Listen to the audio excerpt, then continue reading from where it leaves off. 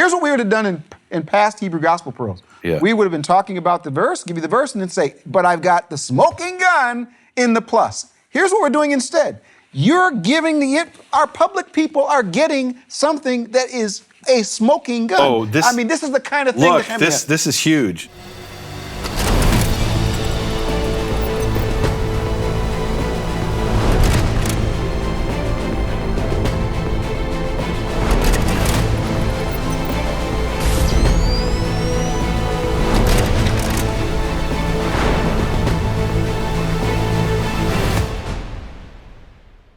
Shalom and welcome to Hebrew Gospel Pearls, episode 24. Today we will talk about the verse I've been waiting the entire series to get to, Matthew 5:17. Oh boy, we're just going to let you do your thing, Nehemia. I'm so excited about this one. Yes.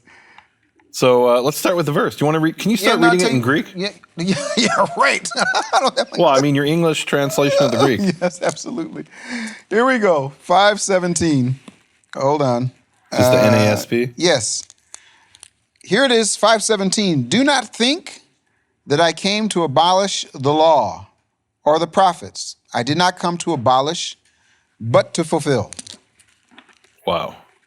And I'm telling you right now, Nehemia, this is going to be, I don't know if we'll ever, I don't know how long, it's going to take a long time to get out of this verse. This verse for me is I get people all the time who ask me, and rightfully so, why on earth are you spending so much of your energy and time and resources on studying the teachings of Jesus of Nazareth, Yeshua, when you're not a Christian? And I think it's a large part because of this verse. I grew up with the idea that Jesus, the Jesus of Christianity, and growing up Jewish, I was taught that, yes, the Christians, they believe in Jesus, and he abolished the Torah. He led people astray, was the term, mesito mediach, which is he incited and led astray. And how did he incite and lead astray? He told the people, you don't have to keep the Torah anymore. The Torah has been done away with.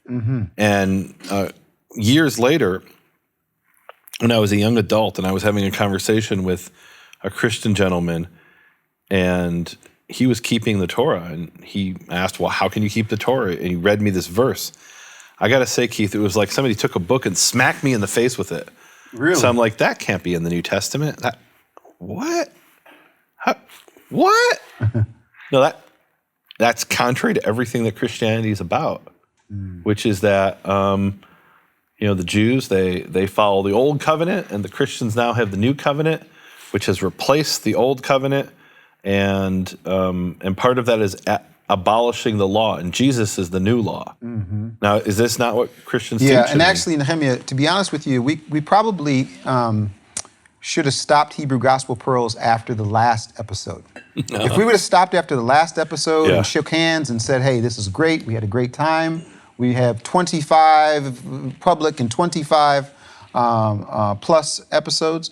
But I have to be honest with you, this verse, 5:17, is one that it's not going to be easy to get through this one. It's not going to be easy to get through this one without having to address something for years you said you would never address. What's that? And what's that? I don't know what. You said you don't do theology. Okay. I don't think we have to do theology. I don't think we have to either. I don't want to do theology. I want to focus on what the text says. Absolutely. Because theologically you can say, yes, the purpose of the sacrifice of Jesus Christ was to, fulfill some function, and therefore we don't keep. Okay, that could be, that could not be. Right. That's a matter of theology. What does the text say? Exactly. And this text is as clear as you could possibly be. So what I want you to do, again, folks, we're used to doing this. I want you to read it in Hebrew, and then I want you to translate it Nehemia style. Okay, Nehemia style. All right. I'm not sure I know what that means, but sure. I do. So, all right, let me pull up. I've got here. Now this is interesting here. Yes. Because it's interesting. In the last few episodes, we talked about Dr. Mark 2 episodes ago, and about textual criticism. But I just realized this: there were almost no textual critical issues in those verses we covered. 13 and then 14 through, right? Whether he was written with a vav or a yud, which was a very trivial issue, which illustrated, kind of what was going on with textual criticism. And can we say something? But you still checked all the manuscripts. Oh, yeah, absolutely. There's just nothing interesting to talk about. Here we've got some major textual critical issues. to the point where we have a sharp distinction between what I've called Group A and Group B. Amen. And then we have a piece of I don't even know how we're going to have time to do all this, but there's a smoking gun. Now, we brought a smoking gun in a previous episode from what I call manuscript Q. And it turns out manuscript Q has layers to it I didn't even know about. And it really shed some light on what was going on. So let me read the verse. Okay. I'm going to read it first from the B group. The B group includes the British Library manuscript, which is what George Howard used. Ba'et hahi amar Yeshua letalmidav. At that time, Yeshua said to his disciples, Al tachshavu shabati lahafer Torah. Do not think that I have come to abolish the Torah or violate the Torah, invalidate the Torah. Ela lahashlim, but rather to complete, to make perfect. We'll talk about what that means if we have time. Now, Group A manuscripts, and I'm going to read specifically from Q, has something not that different, but slightly different. Ba'et hahi amar Yeshua letalmidav. At the time, Yeshua said to his disciples, Al tachshavu shabati lahafer Torah ve'hanevi'im. Do not think that I have come to abolish the Torah and the prophets. Lo bati lahafer el lahashlim. I have not come to abolish, but rather to complete, to fulfill. Mm-hmm. And the difference there is 4 words. Mm-hmm. 4 words we don't find in the B group, which includes manuscripts. And I'm giving letters because each one has like a long name, right? Mm-hmm. Like Z is London British Library. I don't even remember the number. Mm-hmm. And so I was calling it manuscript Z. So the manuscripts that don't have the 4 words and the prophets I did not come to abolish are Z, C, N, T, V, E, F. Let's see. And then what I call gamma, B, L, and R. Mm-hmm. So there's 11 manuscripts that have the verse but don't have those 4 words. Right. I want to look at manuscript Q because it turns out Q is the key to this entire mystery of these 4. And this is a text critical problem, right? In other words, in Matthew 5:17, does it say, I did not come to abolish the Torah but to fulfill? Or does it say, I did not come to abolish the Torah and the prophets, but I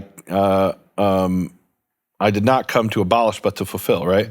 So, or don't think that I have come to abolish the Torah but to fulfill, or don't think that I have come to abolish the Torah and the prophets. I did not come to abolish but to fulfill.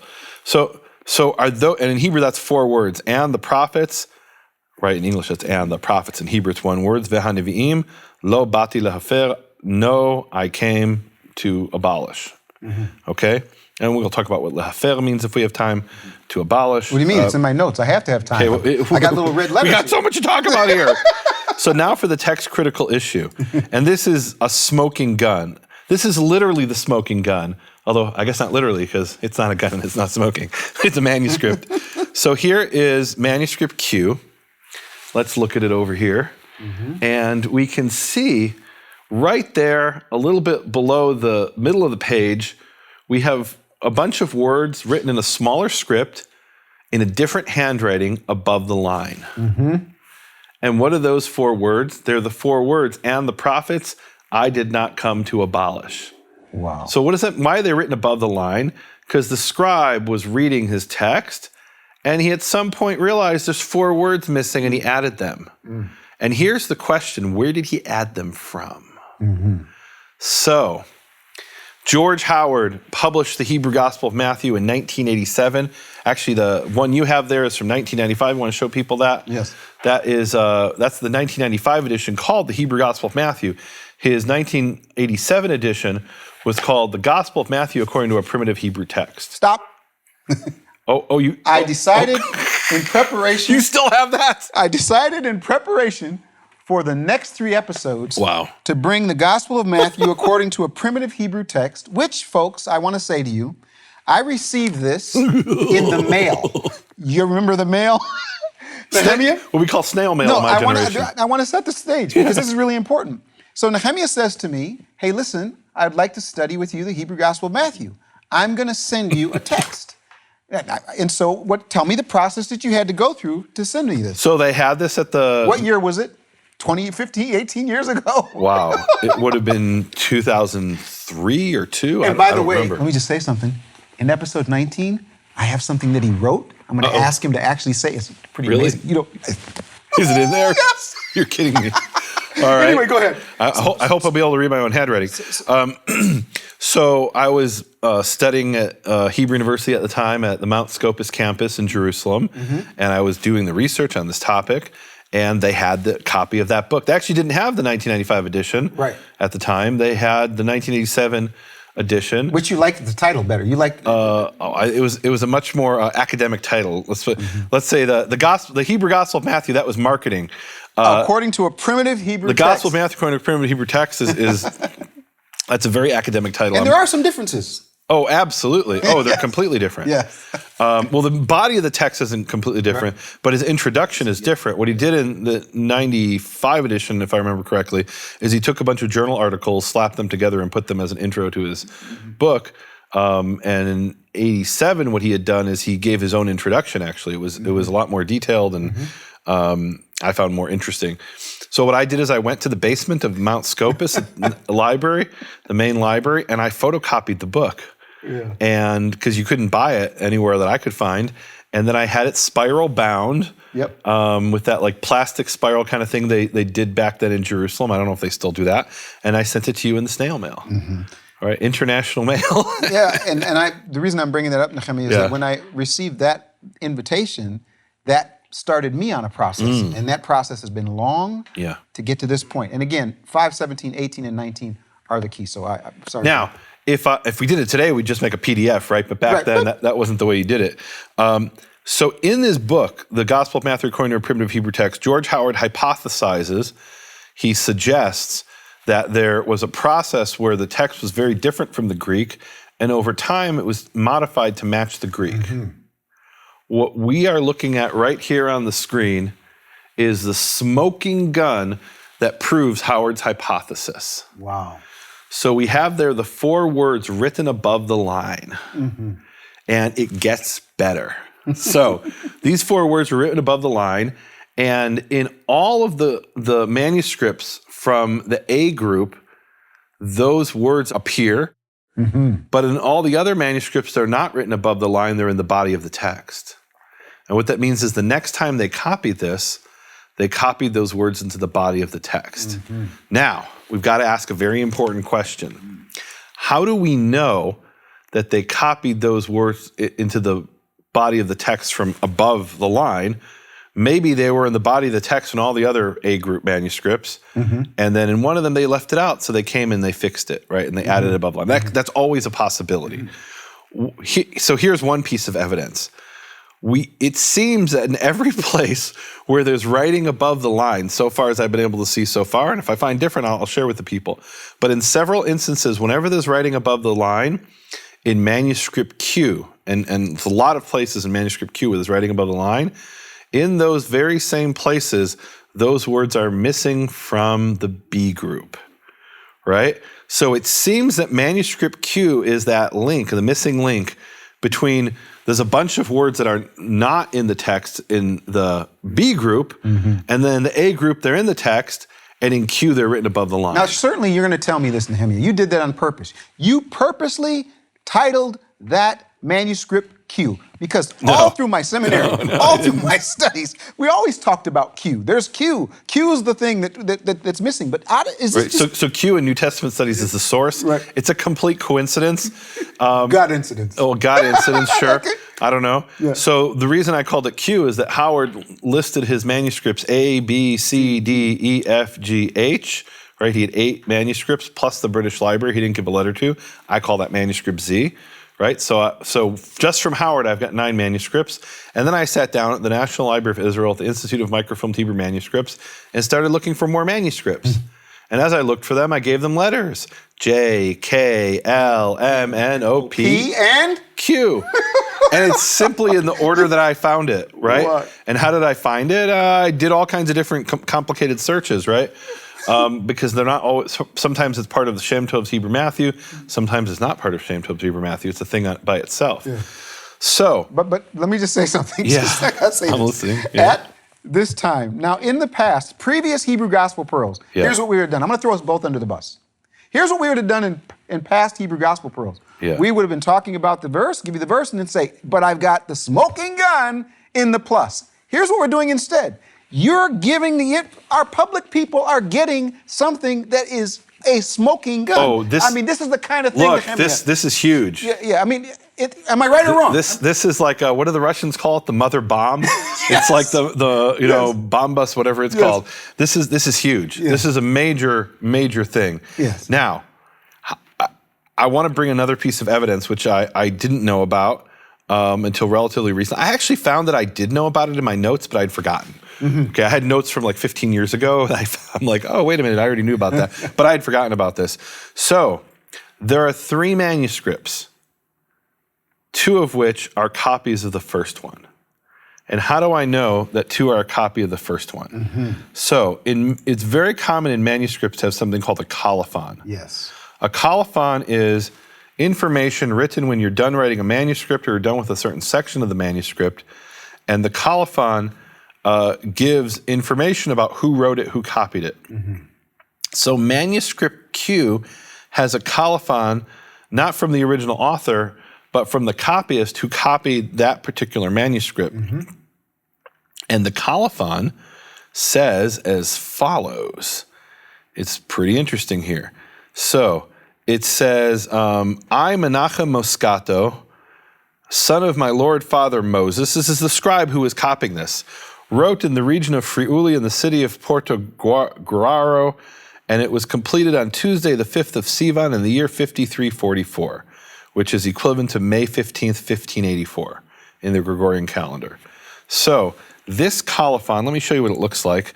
Unfortunately, I don't have a color image of this because I only ordered color images from manuscript Q of the main pages because it was like 15 euros a page. Mm-hmm. And I didn't get this page I only have in black and white.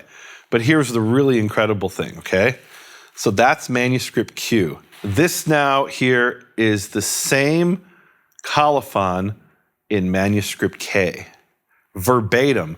I, Menachem Moscato, son of my Lord Father Moses, wrote here in Friuli in the city of Porto Guararo, and it was completed on such and such a date. So we have 2 manuscripts, and one of them has a copy, not just of the text, but of the colophon of the other manuscript. Mm-hmm. So that means we can say quite definitively that K is a copy of Q. Mm-hmm. And here's where it gets really exciting, Keith. So in Q, those 4 words are written above the line. Right. In K, which is a copy of Q, to the point where it even has the same colophon, those 4 words are in the body of the text. Oh! So, George Howard in 1987 hypothesizes that we have a bunch of differences between the manuscript.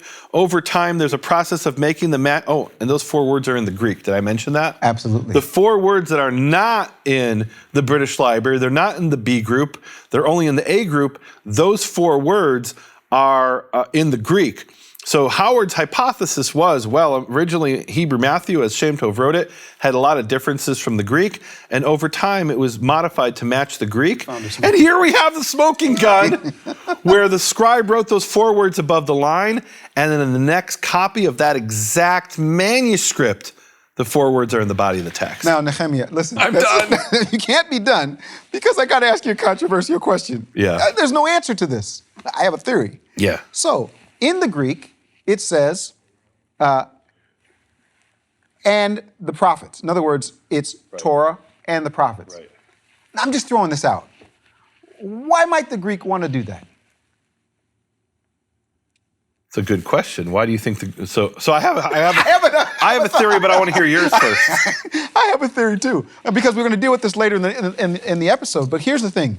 Yeah. And again, I don't want to go too far, but I at least have to say this. At that time, this is what Howard says. At that time, I love that he did that, Ba'etahi, Jesus said to his disciples, do not think I came to annul the Torah, but to fulfill it. And that the English says, the Torah and the prophets.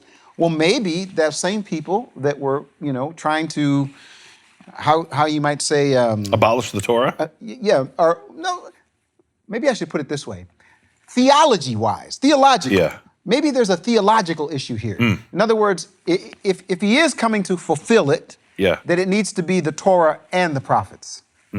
Just a thought.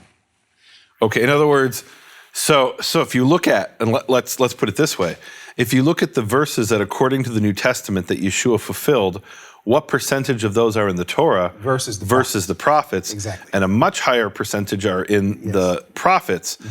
And so in other words, what I think you're suggesting, and this is what I was thinking too, is that if you're focusing on the word to fulfill, and the word to fulfill there means, as it's understood by most Christians, I think, that to fulfill the law and the prophets means through the messianic prophecies. Right? Isaiah said he would be born of a virgin. I've now fulfilled it through being born of a virgin, right? So if that's your understanding of what fulfill means, I understand why you would add in and the prophets. What I love about this, here's what to me is so powerful about textual criticism. I could say, well, the wind is blowing that way, and therefore I prefer the Greek versus the Hebrew. And I could even say, well, even some of the Hebrew manuscripts have that. So it's not just the Greek. It's some of the Hebrew manuscripts are in agreement. But now I've got the smoking gun. I didn't bring manuscript A, which also has the same colophon, by the way, and also has those words in the body of the text. So it's 3 manuscripts, 2 of which were copied from Q or from maybe an intermediary. So it's not just some arbitrary decision to say, well, I prefer this reading. I can show with definitive and objective evidence how I know that the original, as Howard called it, the primitive Hebrew text, at the very least the text that Shem Tov had in 1380 did not have and the prophets, that it was added in manuscript Q, and then from there it disseminated to the other of the A group. So that's what I love about textual criticism, is it gives me the tools. It's like a toolkit that it gives me the ability to objectively deal with this kind of issue and answer it, not just from my opinion or my theology, but in an objective way. Wow, I love it, man. Boy, there's so much to talk about here. I don't even know how we're going to do this, and I think we might have to do a little bit of a longer session today, if you'll absolutely, because I want to give I'm so glad that we're doing this for the public episode, because this is a lot of the hard hat stuff that we end up doing in Plus for all of those other ones. I mean, going deep into the manuscripts and this kind of thing, and now you're starting out that way, which I really love that, so people can see it. But can we at least address the issue of a little bit of the meaning of the words? I mean, in other words, are you ready to do that? I want to start with reading something from the Word Biblical Commentary, if you'll allow me. You really? What's this thing? What's this new thing about the Word? All of a sudden, it's got some interesting insights. What's this thing where you're going to them for the commentary? What is that about? I mean, you shocked me when you did that a couple times. It's actually really good commentary. I know it is. Dr. Moster told me about it. Yeah, you did Word Biblical. Okay. But let me ask you. Well, it takes a philological approach, which I appreciate, meaning it's looking at linguistics and history and archaeology. Okay. Now, it then will insert its theology, right? But you don't have to accept the theology. Exactly. It actually separates those out. Yep. So here it says, it's on verse 17, do not think that I came, presupposes the existence of the opinion that is denied. So in other words, why would Yeshua say, do not think that I came to do X, Y, Z? Because there were people who thought that he came to do away with X, Y, Z. And so why would anybody think that? So let's discuss that. So I'm going to read on with the Word Biblical Commentary. Now, bear in mind that part of this is an evangelical, you might even call fundamentalist commentary, but part of it is how do I put this, higher criticism. We talked about lower criticism, which is textual criticism. Higher criticism is what they call the top half of the page, and it deals with, okay, who wrote these things and why? And it presupposes that what's written is not divinely inspired or not the Word of God. So I'm only going to read it not because I'm presenting that opinion, or I'm not because I'm presenting that as my opinion. This is what Word Biblical Commentary says, okay? He says, although it is unlikely that we are it is unlikely that we are to suppose that, like James, Matthew here opposes Paul, or an explicitly Pauline group. In other words, the assumption of the Word Biblical Commentary is that according to Paul, Yeshua did away with the Torah. He abolished the Torah. And according to the Word Biblical Commentary, James was opposed to this and upheld the Torah. In other words, it's arguing, and not just arguing, it's taking it as a given that there was a split in the early church between James, who said the Torah still stood, and Paul, who said the Torah was abolished. And so therefore, perhaps they projected the words into the mouth of Yeshua against Paul in order to say, do not think that I have come to do away with the Torah and the prophets. I've came not to do away with, to fulfill. That was a Jamesian idea contrary to Paul, okay? Now, they don't accept that explanation, but they bring up that explanation, which is maintained by other scholars. In other words, there's many scholars out there, very serious, learned scholars, who say that these words were fashioned in order to oppose what Paul was teaching and say, you know what, Paul? Yeshua himself said that he did not come to do with what you claimed he did. Now, I'm not saying that Paul did away with the Torah, right? I'm saying this is what they're saying, what these scholars are saying, what these Christian scholars are saying. And the Word Biblical Commentary mentions that as a possibility, but then kind of rejects it because they don't, they don't believe that there was a split really maybe between Paul and James, I guess, at least the author of this part of the commentary. He says, here it is fair to assume that Jesus' sovereign interpretation of the law was so out of step with contemporary interpretation, e.g. the Pharisees, that it seemed to many that Jesus was going against the law. In other words, they now say, no, when he said the Torah and the prophets, he didn't mean the Torah and the prophets. He meant the rabbinical interpretation of the Torah and the prophets. And according to the Word Biblical Commentary, he's saying, look, don't think I came to do away with the Torah and the prophets, even though I'm opposed to the rabbis. Now, Nehemia. Yeah. Controversy. All right. So you're bringing the Word Biblical Commentary. Yeah. Now, I'm a little frustrated with you. Look, you brought the Christian commentary a few episodes ago. But here's what you didn't read. He puts in parentheses, and this is why this is so confusing to me at times. I'm glad you said who it is that writes. He says that it seemed to many that Jesus was going against the law, parentheses. Indeed, at one level we shall see that he does. Well, we'll get to that in future episodes. So this is what I want to do, and bear with me. I just want to do two small things, because I actually had this before that statement of the commentary, and that is two words. I just want us to look at one of them. Can we just look at one of them? Sure. The word is you use the word to annul. Okay. Okay, lehafer. Can I just read a few verses? Sure. Where the exact same. The way that it is there, that he uses it there, are used in other places. I'm going to use the one in 26:44 of Leviticus.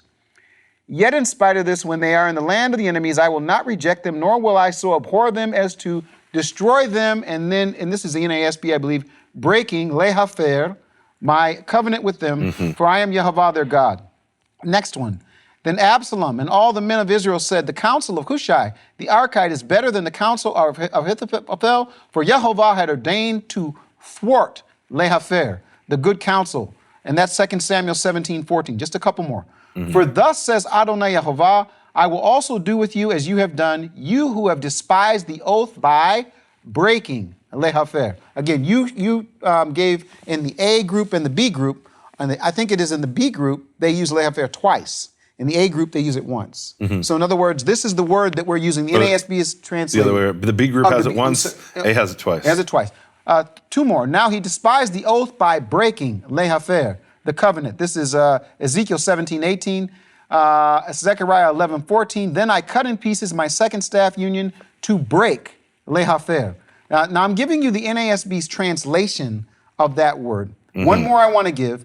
And hired counselors against them to frustrate, lehafer, their counsel all the days of Cyrus, king of Persia. That's Ezra 4:5. When you translated it, what did you say? Now, I mean, I've got lehafer, to break, to annul, to what? How do you see the word? So it's definitely used in the context of someone who is doing something that expresses that the covenant is no longer valid. Okay. So in other words, in Hebrew, you have this balance. You cut a covenant, that's karat, and lehafer is you abolish a covenant. Okay, so the abolishing the covenant could be by violating the terms of the covenant, or just saying it's no longer valid. So here's the thing. So when I see that, so this idea of breaking. Now there's another word, and I don't know if we're gonna have time to get to this or not, because it's the issue of, it says, do not think. That word, there's depth, Nehemia. I mean, we should do a Bible study on that word. Oh, wow. I mean, so I love Michael Rood has this beautiful teaching where he's talking about context and how important context is. Because without context, you could say, well, Yeshua taught you not to think. What do you mean he taught me not to think? He says, do not think, right? But you got to keep reading. You got to read the full verse. Yeah. Right? I mean, do we talk about that word? Or what's your thought? Wow. So we have so much to talk about. Give me a few more minutes. So Absolutely. I want to quote you, though. Okay. So while we were doing our secret study with Nelson, you wrote something and I typed it down verbatim. Keith, quote, there were already people at the time of the Sermon on the Mount that said, he has come to release us from the Torah. And with that, we're going to the plus section. Hold on. How did we go from, I have not come to do away with the Torah, to the very purpose of my coming to earth was to set mankind free from the Torah? And look, that is this theological, I don't know what the word is, problem in a sense that Christians have. Christianity, by and large, right? Obviously there's exceptions, but most Christians teach the Torah has been done away with. It's been replaced with a new covenant. And how do we explain away Matthew 5:17? And the answer that's often given, which I don't know if we'll get to in the plus, is that the word to fulfill means to fulfill prophetically. Let me tell you something, folks. And once it's fulfilled prophetically, we don't need it anymore. Let me tell you something, folks. My friend Howard, who tiptoes around the tulips, his text, he does a theological gymnastics. And Nehemia, I want to say to you right now, I mean, it would be easy for us to kind of pass over it, but I think we got to lean into that. I don't care how long it takes. It's on Nehemia's wall anyway, the plus section. You know that, right? Yeah. We can take hours to talk about this. It's really important that we walk away understanding what it means, language, history, and context on the issue of English fulfilled. So let me tell you what I want to do in the plus section, since we're not going to have time to get to it until the plus section. So here's one of the things I want to do. I want to ask the question. I've been waiting a long time until we got to do this. So we saw in the Word Biblical Commentary, there is this assumption that Paul taught the Torah was done away with, and James taught that the Torah was still valid. Okay. Let's leave that assumption aside and work under the assumption that Paul didn't abolish the Torah. Because if Paul abolished the Torah, then we know when the Torah was abolished. But let's leave that aside and say, other than Paul, which most Christians say abolished the Torah, what's the earliest source where the Torah is explicitly, in the mouth of a Christian, abolished? And I don't know if I found the earliest source, but I've got some really, really good sources that explicitly say the Torah has been abolished. And here's why it's important. There's a lot of people out there have this idea that up until the Council of Nicaea, everyone in the church was a Messianic Jew. They went to the synagogue, they prayed 3 times a day, they put on phylacteries. Not only were they Messianic Jews, they were rabbinical Messianic Jews. And then Constantine came along and abolished that and made Christianity into the anti-Torah, antinomian, is the technical term, antinomian Christianity is today. And what we're going to look at is sources that show that way before the Council of Nicaea, in 325 AD, headed by established by Constantine, there were people who taught against the Torah, and there were people who taught in favor of the Torah. And just some of the sources we'll have, hopefully look at if we have time, is the Epistle of Barnabas, written between the year 70 and 132 CE, meaning after the destruction of the temple, before the Bar Kokhba revolt. Irenaeus, who wrote around the year 180 AD, and Justin Martyr, who's writing around the year 150 AD. And I'm not bringing these to prove that people in the early church didn't follow the Torah. What I'm trying to find out is, okay, some people were still following the Torah in the 4th century. And I know that because there's church fathers who rebuke them for doing so. But at what point did the other group gain existence, come into existence, where there were people who saying, no, the Torah's done away with, right? And most Christians would say, well, that was Paul, right? He would say, now that you have Jesus, you don't need the Torah. Okay, but let's leave Paul out of it, because people have whole entire ministries dedicated to trying to understand Paul. Let's focus on, other than Paul, what are your definitive statements where people have said that the Torah has been done away with? And in contrast, how does that compare to the people who are still keeping the Torah? And by people, I mean followers of Yeshua. Yeah, that's why I say Nehemia. And I'm glad that the plus section is going to be at Nehemia's wall. You single-handedly have been supporting our research assistant through Nehemia's wall. And as a result of our conversation that we were having, we were digging. And I say to myself, and there's so much digging. There's so much that came up. And you're going to share it in the plus section. So well, and the other thing I want to share, and this I think, and I'm divided here. So we're going to do the plus section, and I'm debating whether we should do a plus, because there's something I want to share. Only if the plus is at bfainternational.com. No. If it's not, we're going to do one plus section. So the plus, and maybe we'll get to it in the plus if we have time. Yeah. I want to bring the only testimony of a New Testament statement of Yeshua's teaching that appears in all of early Jewish literature. Amen. In other words, in the entire New Testament, everything that Yeshua taught that's recorded in the New Testament, there is one single verse that appears. It's actually in the Babylonian Talmud, and it's quoted from Yeshua, meaning it's attributed to him, and that. I want to bring that and share that with people, and that's Matthew 5:17. Absolutely. Which is incredible. And what I'm saying is, if you think about the entire New Testament, there's one verse for which we have independent corroboration outside of Christian literature, and it's Matthew 5:17. Yes. And what that reveals is, I think, kind of mind-blowing. It's pretty cool. Yeah. Well, that's what we're going to talk about. So let's talk about it. All right. So guys, I'm really excited about the plus. I can't wait. Yehovah, thank you. I want to say, Baruch atah Adonai. Eloheinu melech haolam, she'echianu v'kimanu v'gianu l'man hazeh. Blessed are you, Yehovah, O Lord, King of the universe, who has sustained us and allowed us to live to reach this point, that we actually made it to Matthew 5:17, where we'll be able to share some of the most exciting things in the entire series. I'm very excited, and I'm so thankful. Thank you for giving me the knowledge to be able to find these sources and share them with people. Amen. Father, thank you for our people that are listening. Thank you that they can get a little bit of a taste of what's been happening over these previous, so many of these episodes where Nehemia's been able to bring information that literally the world hasn't been able to see and to interact with. And we've been able to be blessed by being able to glean from his many years of study, expertise in this area.